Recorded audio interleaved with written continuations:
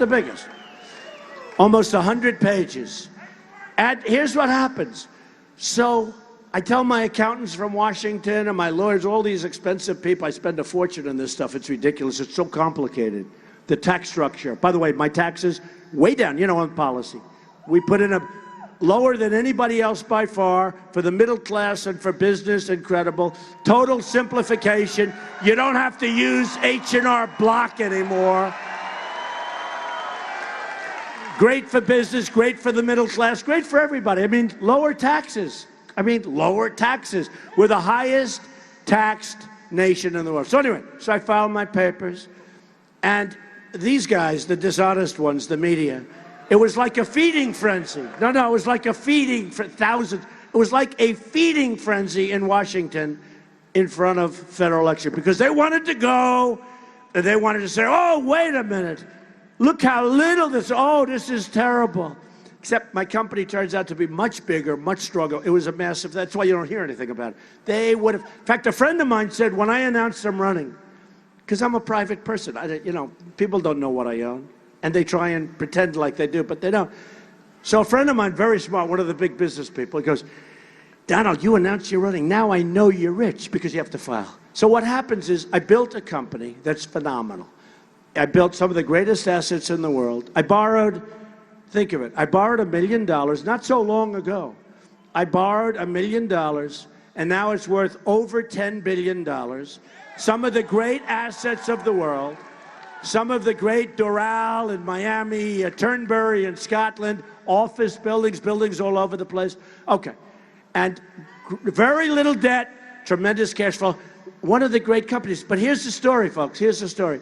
I don't say that braggingly. I say it because that's the kind of thinking our country needs, at least until we get things straightened out. We need it. We need it. Boy, we need it. We have people that don't have a clue. I mean, a guy like Obama, he never employed one person in his life. Think of it. He never employed a person. I mean, think of it. Radical Islamic terrorism. He refuses to mention the words, right? You see what's happening. He sees Paris, he doesn't want to acknowledge it. He sees what happened with the 14 people killed, many people injured in California. He doesn't want to acknowledge it. He'll never acknowledge it. There's something going on there that's very strange. He'll never, ever acknowledge it.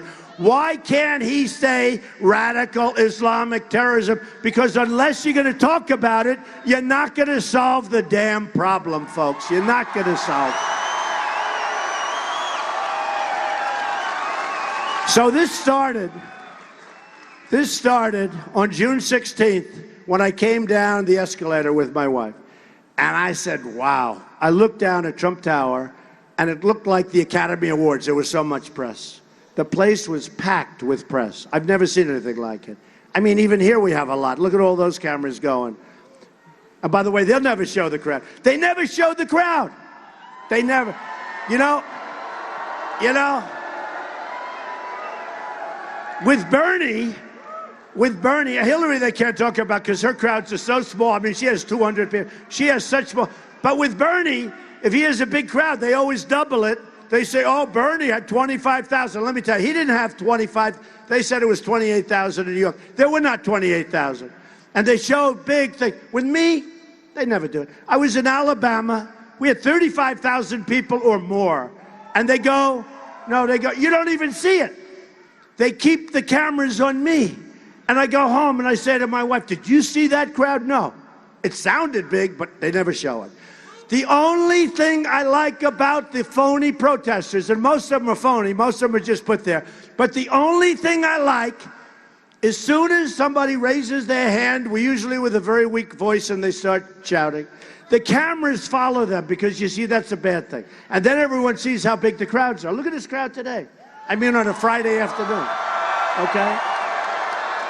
But with Bernie, and Bernie, by the way, is out, and I'm sort of happy because I really want to run against crooked Hillary, right? Don't we want to run against crooked Hillary?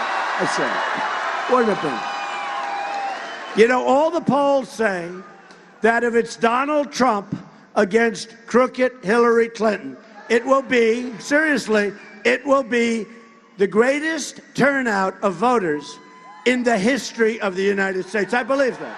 No, I believe it. I mean, think of this. Trump against Clinton. How about this? Lying Ted Cruz. No good. Doesn't work.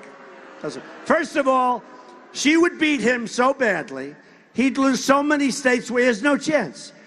Look at what happened to him this weekend. Look at what happened to him just this week. He lost to Kasich. Cruz came in third. And he's so embarrassed. You know, he's so embarrassed. They were asking, and he walked away from the cameras. He didn't want to talk about it. He came in third in New York. Now, how is he? I will win New York against Hillary Clinton. I think I'm going to win New York. And I'll win Michigan. And I'll win Pennsylvania. And, of course, we're going to win Delaware, but we know that, right? And I'll win Florida. You know, we had a huge win in Florida. We won by more than 20 points. Florida was a tremendous win, and I wasn't expected to win Florida. Just to show you the system. You know, the system's all rigged. That's why we have to win big. That's why on Tuesday, everybody has to go out and vote. We have to win big because the system is rigged. So the only thing, you know, the fighters have a great expression. When they go in, you got a champ, and he goes into a big territory, but it's unfriendly. You know, it's the home of the other fighter, right? And the good ones, they always say, no, I'm not worried. Because if I knock him out, there's nothing the judges can do, right? Well, what we have to do is knock him out with volume of votes. Now, right now, I have millions more votes than Cruz, millions more votes than Kasich. I have almost 300 more delegates than Cruz, even though it's a crooked system. And he goes around taking them out. They take them out to dinner. They send them to hotels. It's such a crooked system. It's disgusting. But we have 300. And I mean, Kasich, think of this. Kasich is 1 for 38. And he stays. And you know what his answer is? I'm not leaving. I'm not leaving. But Cruz said that Kasich should get out because there's no way he can win because he's so far down. In other words, if he won 100% of every state, he loses. There's only one problem. Now there's no path to victory for Cruz, so he should get out. They should both get out. They should. They should both get out. They can't win. And when they get out, we will start on Hillary Clinton like nobody's ever seen before. Nobody. We're going to have an unbelievable time. You know, they said to some of the people in Clinton's camp, you saw this, who does he least want to run against? And the guy said, Trump. Because, man, look what he did. You had 17 senators, governors, very capable people like Ben Carson, who endorsed me and who's an incredible guy and smart and good. And Chris Christie, who's the governor of New Jersey, a great guy. But you have 17. Look what he did to those people, one after another. Boom, boom, boom, boom. Now I'm left with sort of like two guys, hardly two guys. There's no path. I mean, you could say 1.5 maybe. Maybe we should say 1.5. Maybe you could really say 1, a half and a half, okay? And that's what O'Reilly said last night. O'Reilly said, I mean, look, he goes into this thing. He's competing against senators and governors at the highest level of our nation. And one by one, they get knocked off. And this person from Obama's campaign, who I think is now involved with Hillary Clinton, said the person she least wants to run against is Trump. Because you know what? They don't know where he's coming from. I mean, this guy, and it's true. And you know, I tell this all the time, the word unpredictable. We have to be unpredictable, folks. Our military is totally predictable. Obama gets up. We will leave Iraq, and he gives a date. Can you imagine General Douglas MacArthur, General George Patton, hearing that the President of the United States gave an exact date as to when we leave? How about a few months ago, we sent 50 of our finest military people over to Iraq and Syria. And the President has a news conference to announce, we are sending 50 of our finest. Now, what happens? You know what's happening? ISIS is looking for those people like you wouldn't believe, right? Why does he have to talk? Why does he have to say it? First of all, when you say 50 people, these are elite people. When you say 50 people, it's not enough. It's almost like 50 people. It's not enough. But in terms of scaring somebody, in terms of scaring. But why would he announce this? When you announce it, they now have a target on their back, folks, okay? And they're being looked for. And I know I have friends in the military that say that was so devastating. Some of the people didn't want to go, and these are brave people. These are tough, great soldiers. They didn't want to go. They said, what are you doing? Why are you announcing? Because they want to have some kind of political benefit, but we have to be unpredictable, folks. Now, when he announced an exact date, I said, that's smart, because he's probably doing a little camouflage, right? It wasn't. So the enemy pulls back, and then we're gone, and boy, did they hit us. ISIS formed. Lots of bad things happened. Hillary wanted to go into Libya, right? Libya has the finest oil. Libya, you know, it's up high, and it's the finest quality oil. Who has the oil right now? ISIS. We don't even blockade them. They're taking out the oil. You know, we're hitting other oil ports, and we're hitting other oil refiners. How long have I been saying take the oil, right? For years, right? For years. And Obama's people would say, well, that's not a plan. It's a great plan. The problem is, ISIS has gotten very rich with the oil and with the dark banking channels. And I know so much about banking. Oh, do I know banking? Oh, I'm the king. I know almost as much as the people in Delaware about banking. Oh, do I know. And believe me, folks, they're making a lot of money off crooked banking. They call it the dark banking circles. And let me tell you, they're making a lot of money. But they're making fortunes of money with the oil. And we don't hit them. And when we do hit them, you know, did you ever hear we send leaflets down? Please leave your truck. We will be bombing your truck shortly. Please leave. Is this? And you know what? When I first heard that, I sort of laughed because I figured they were just kidding. They're not kidding. Then we don't hit the refineries because they don't want to cause environmental pollution. You've heard that too, right? No, so can you imagine these guys like George Patton, that was rough and tough, and if he ever heard that stuff, well, first of all, he'd never be a general today because he's not politically correct. You know, he used to slap his soldiers. If you slapped a soldier, they'd put him in prison for 15 years, all right? He'd walk up to the front line, slap. I mean, this guy was tough. And by the way, the soldiers loved him. It's not like they hated him. They loved him. They'd die for him. They did die for him. And he'd be right up there with them. Can you imagine if they said, we can't really hurt anybody, we can't do anything, you know, it's ISIS, and we don't want to bomb the oil because we don't want the flume to go up and hurt the atmosphere, okay? I mean, honestly, folks, we don't know what we're doing. During one of the debates, when they asked Lion Ted about waterboarding, right? They asked him about waterboarding, and he didn't want to talk about it. You know, and I understand that, because it's a tough question. For me, not so tough. So they asked him about waterboarding, and he, you know, did you ever see him when he gets something that he's uncomfortable with, he starts to stumble like a fool. He starts to stumble. Well, that's what happened. Take a look at his answer on waterboarding. So he didn't give an answer. Then they took the camera, and by the way, on the debates, I was center stage for every single debate. Every single debate. I didn't know if I could debate. I never debated before professionally. And I heard Cruz was a good debater in college or something. But, you know, he was never interrupted in college. I would interrupt him, and all of a sudden he went crazy. He didn't know what to do. But we won all the debates. But think of it. All of these things that would happen, and all of these things that happened to us as a nation, it's making us look foolish. It's making us look stupid. And it's going to change. If I get elected, it's going to change. It's going to change fast. Now, let me just tell you. We are going to make great trade deals. You heard about Carrier. You heard about Ford. You heard about Nabisco. Nabisco left Chicago. They're building a plant in Mexico.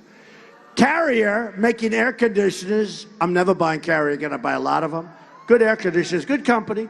They announced they're laying off 1,400 people. They're moving to Mexico. And it was a vicious announcement. Did anybody see it? It's like you know, they have a guy like an upper mid-level management guy that we are moving to Mexico. Everybody will be fired, essentially. Nasty, a little nasty, too nasty. You got to do it at least. So they're moving to Mexico. Ford building $2.5 billion plant from 2 years ago. Now they're doubling up. They're going to build much more. Because when they do it, nobody even goes to talk to them. And nobody tells them of consequences. See, they have no consequences. Nobody. So here's Trump. President Trump, take Ford. Take Carrier. Take any of them. Take any of them. You know, I like to joke because we have fun with it. Where my wife and my daughter, and they say, Ivanka, she says, Dad, please be more presidential. I say, I can't. Right now I have to beat these people. I don't want to be too presidential yet. Don't worry. Hey, being presidential for me is much easier than doing this. And you know what? If I was totally presidential, we have 10,000 people here or something, I'd have about 300 and you'd be falling asleep after 20 minutes, okay? We have to have a little. But honestly, I probably wouldn't be here because I was hit really hard by these 17 people. I was hit really, really hard. And if I didn't hit them back really, really harder, I wouldn't be here. I'd be home watching this whole thing on television. There would be no crowds like this. And it wouldn't be in this arena. It would be in some little conference room in a hotel someplace, right? Right? So I hit hard. So we're going to be very presidential. We're going to have our country respected again, folks, believe me. And you're going to be proud of your president. But more importantly, you're going to be proud of your country. You're going to be really proud of your country. But I would do the following. So we'll use Carrier. And this pertains to hundreds of companies.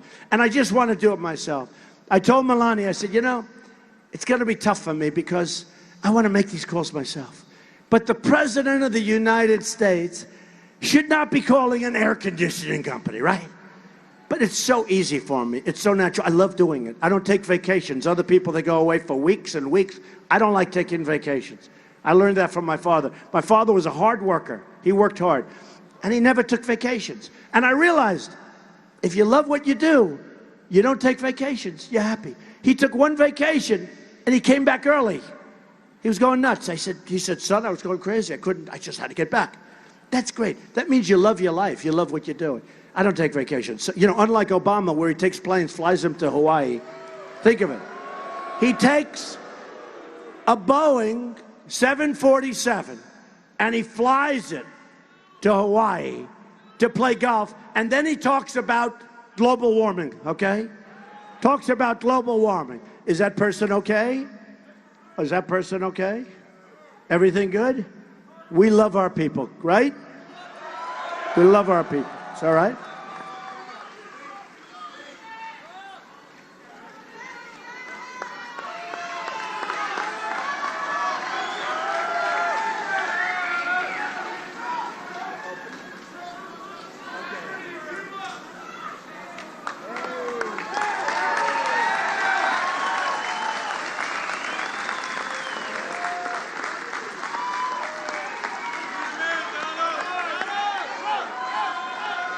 Those are the people we love. Those are real great people, right?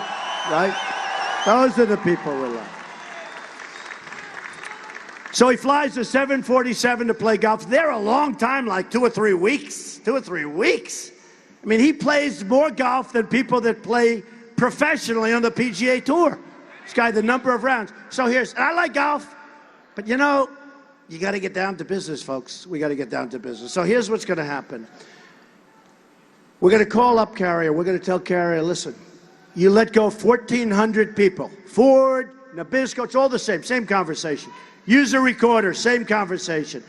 And we tell them, can't do that. You let go of all these great people. Now, you got to see them early, folks, because if you don't see them early, they're going to move, and then it's too late, and it's not so good. But you see them early, or if you see them late, a little different. You go, hey, you're going to move. Here's the deal.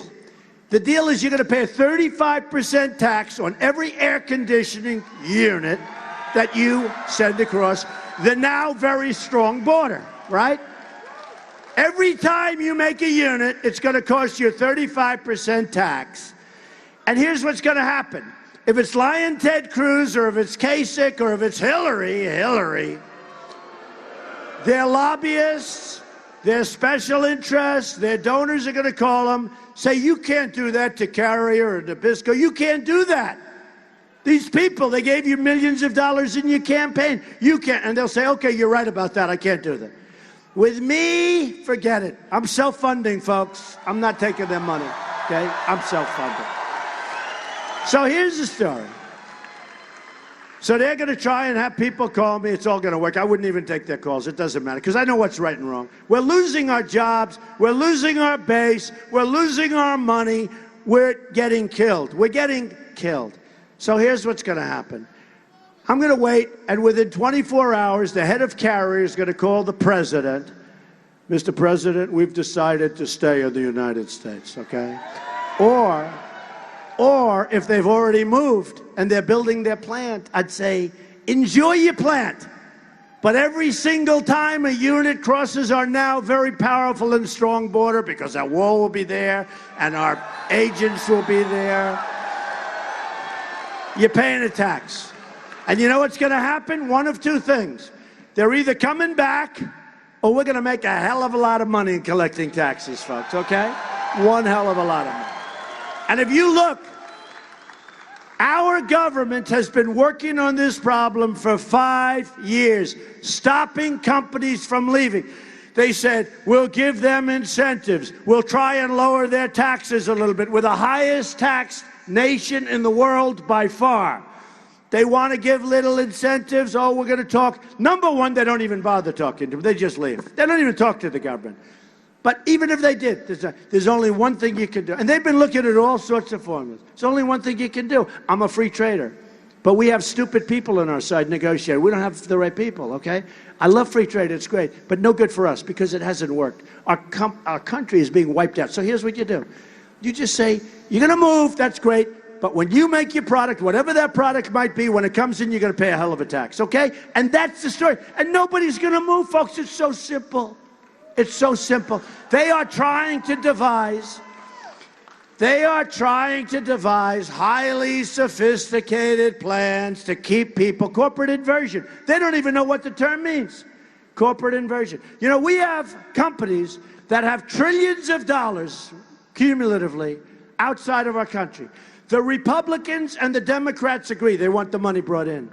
And yet, the government can't make a deal because we don't have a leader in Obama. I would make a deal to have that money brought back within 15 minutes. I'd get the Democrats and the Republicans into the Oval Office. I would have them agreeing because we're leaving that money. And you know what's happening? Because they can't get their money back in, and everybody wants it to come back in, but they can't make a deal, no leader. Because they want that money in, and they can't do it, companies are leaving to get their money. How stupid are we? Okay. So when I started this whole journey, and it is a journey, when I started this journey, I was coming down the escalator with Melania, and I said, let's go. Nothing I wanted to do, believe me. I loved what I was doing. But I must tell you, I love this. I made so many friends. I think I made millions of friends. You know, we have millions of people. The Republicans, you know, the Republican Party was not exactly a hot party, right? We've lost so many of these presidential elections, and we were getting smaller and smaller. And the path is harder than the Democrats. For president, the path is much harder. And I said, you know, the last election, Romney should have won the last election. It was an election that should have been won. We had a failed president, and that's an election that should have been won. And they didn't do a good job, and they lost the election. And McCain had a tough one because the economy was not doing so great, to put it mildly. And I backed McCain. I backed Romney. They lost. I said, this time we're doing it ourselves, okay? We're doing it ourselves. We're going to win. We're going to win. Believe me. And I hear a guy like Kasich say, I do the best against Hillary Clinton. Not one person has hit him yet with a negative ad. When they hit him with a negative ad and tell some of the problems of Ohio and tell some of his history, he will get slaughtered by Hillary Clinton. I've had 55,000 negative ads, and I won Florida in a landslide. I won New York in a landslide, and I'll win them in the general election. Pennsylvania is coming up. Pennsylvania's a biggie, and we're doing great at Pennsylvania. We have a lot of great ones coming. Rhode Island, Maryland. Anybody from Maryland? I was there last night. Same thing. Same thing. We're going to do great all over because people are tired of being pushed around. People are tired of being led by stupid people. So here's what's going to happen. We're going to start winning again. You know, you have a chance to do something great. But the key is, on Tuesday, you have to get out and vote, right? You got to get out. If you don't get out and vote, they can talk about a movement. A great writer, actually he's on the other side of the planet, but that's okay. He called up and he said, could I ask you a question? How does it feel? I said, how does what feel? What you've done has never been done before in the history of America and in the history of America.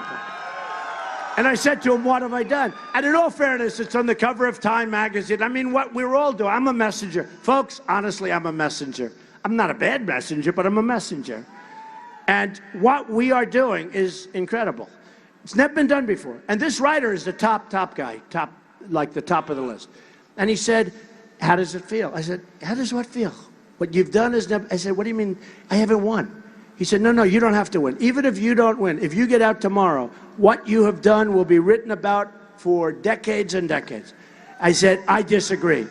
Because unless I win, not only the nomination, but the whole thing, I have wasted a tremendous amount of time, energy, and money. I've wasted a lot. He said, no, you're wrong. I said, I'm right. Because unless I win, we can't make the kind of changes that are so easy to make in order to make America great again, okay? We can't. So I feel that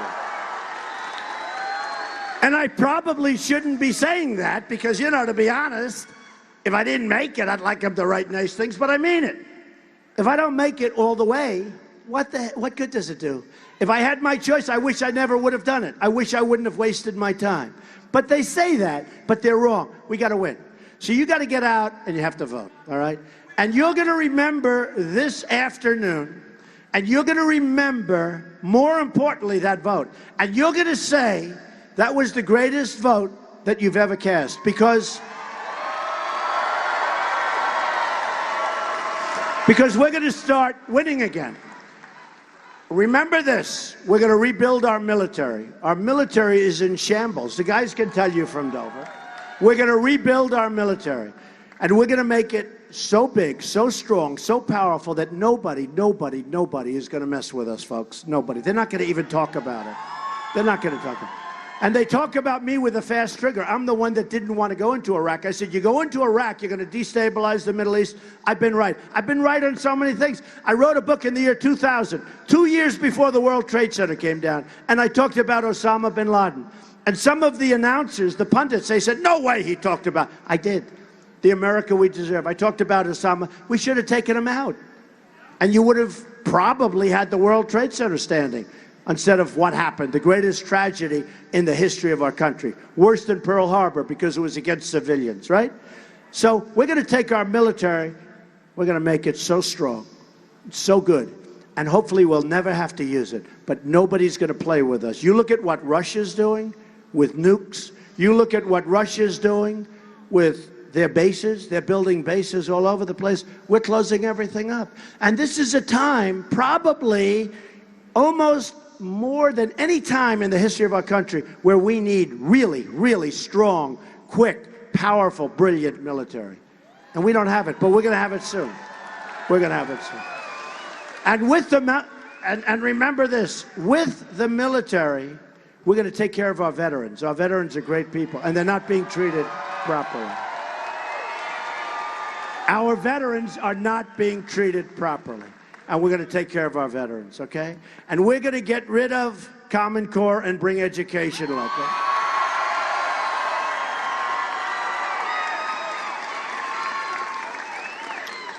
And we're going to terminate Obamacare and have great health care. We're going to come up with great health care. And there are lots of options, folks. Obamacare is a disaster. And we're going to protect our Second Amendment, folks. It's under siege. And we are going to have a really strong border, and we are going to have a wall, and Mexico is going to pay for the wall. And we're going to let people come into our country, and we want people to come into our country, but they're going to come into our country legally, right? Legally. So here's the story. You're going to cast that vote. And in 4 years, and in 10 years, and in 25 years, you're going to remember this day. You're going to remember Tuesday, more importantly, when you cast your vote. And you're going to say, it was the greatest vote. And we're going to start winning again. We're going to win with our military. We're going to knock the hell out of ISIS. Have no choice. Have no choice. We're going to take care of our vets. We're going to take care of education. We're going to take care of health care. We're going to have strong borders, and we are going to make great trade deals. We're going to save Social Security without cuts. We're going to save Medicare. And I'm the only one that says that, by the way. Everyone else that's running, they want to cut the hell out of your Social Security. You've been paying for it for years. We're going to bring the wealth back to our country so that we can afford to have Social Security and Medicare. In Delaware, we're going to start winning again. We're going to win in so many ways. We're going to win, win, win. And you're going to remember this time, and you're going to say, that's when America became great again. And you're going to be very proud. You're going to be very proud of your president, but much more importantly, you're going to be so proud, again, you're going to be so proud of your country, more so than you ever were. And I will tell you, it's Make America Great Again, but I know the people of this country. I have seen so many people at rallies like this and so much even larger. The people are incredible.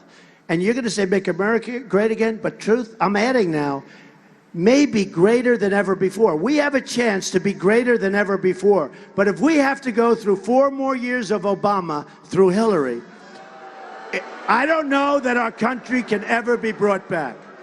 So I just want to thank you very much. This is an honor.